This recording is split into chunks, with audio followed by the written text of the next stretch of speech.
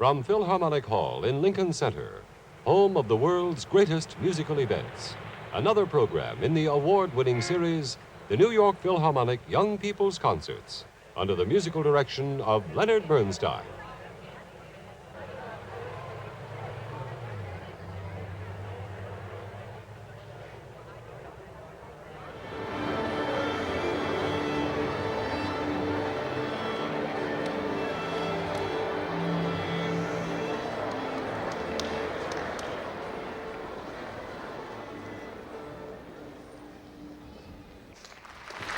Here is Mr. Bernstein.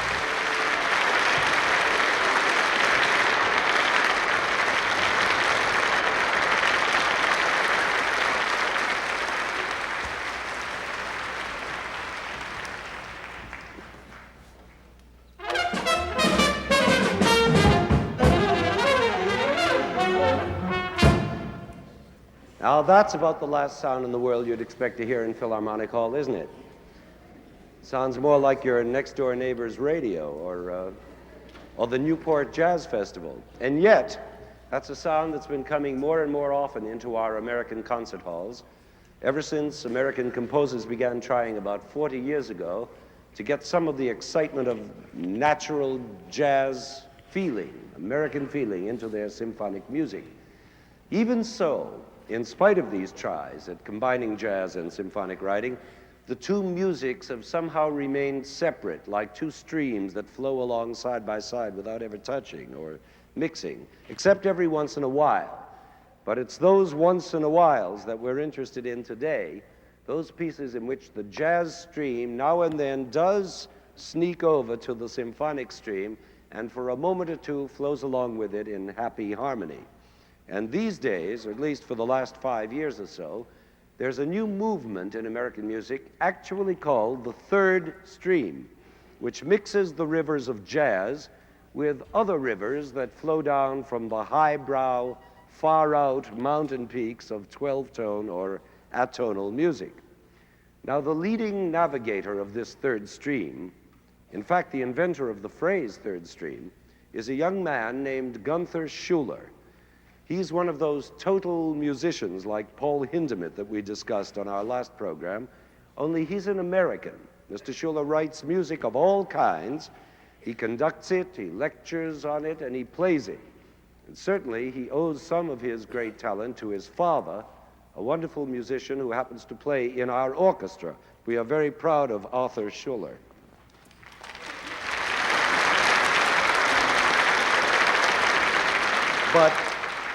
But young Gunther Schuller, who is still in his 30s, is now the center of a whole group of young composers who look to him as their leader and champion.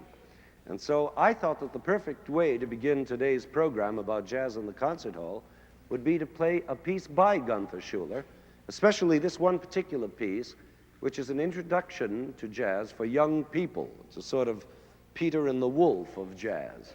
And like Peter and the Wolf, it is written for orchestra with a speaker, and it also tells about a young boy named, of all things, Peter.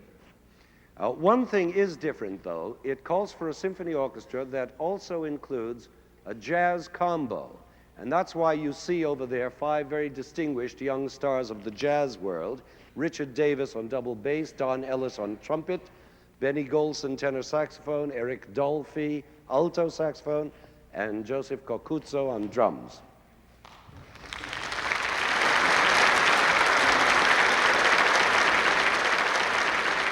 And now, because Mr. Schuller is such a fine conductor as well as a composer, I have invited him to come and conduct his piece himself. And I will step down and become the speaker, taking my orders from him.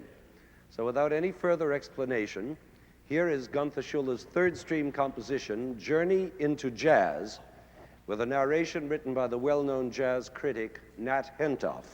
And here is Gunther Schuller himself.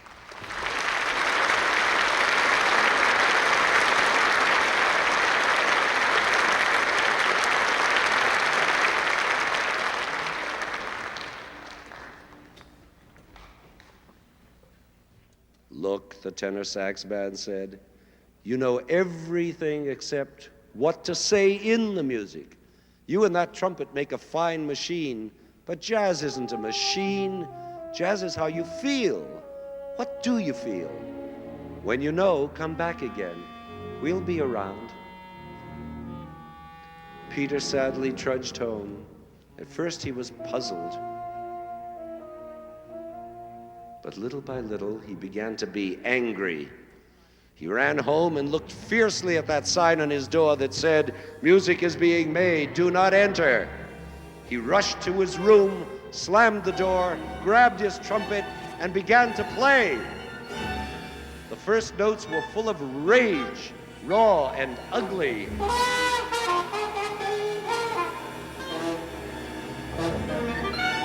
But for some strange reason, playing those notes made Peter feel good. He looked at the trumpet and he thought, these are my notes. This music is me. And as the hours went by, the angry notes turned into triumphant notes. And then into happy notes. And all kinds of notes, filling the room. And all of these notes are mine, Peter said. These notes are how I feel. And that day, Peter was really ready. Now he went back to the garage on the next block. And this time, when he started to play with the other jazz musicians, he knew right away that he belonged.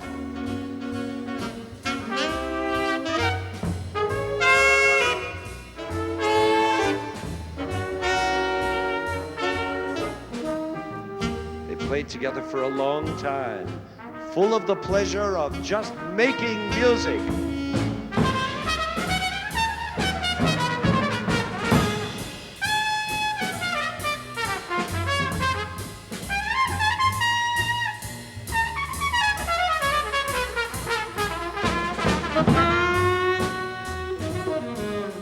Now Peter was listening to the tenor sax man.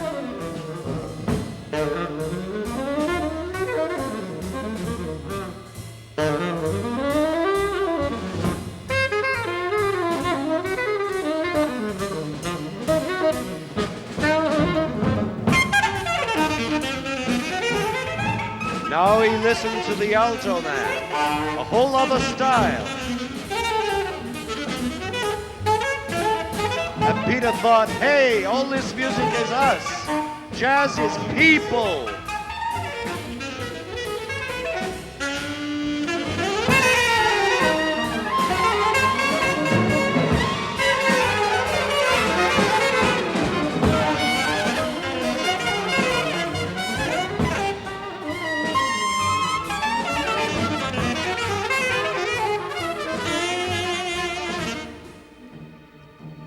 That night, when Peter Parker returned home, he made a new sign and put it on his door.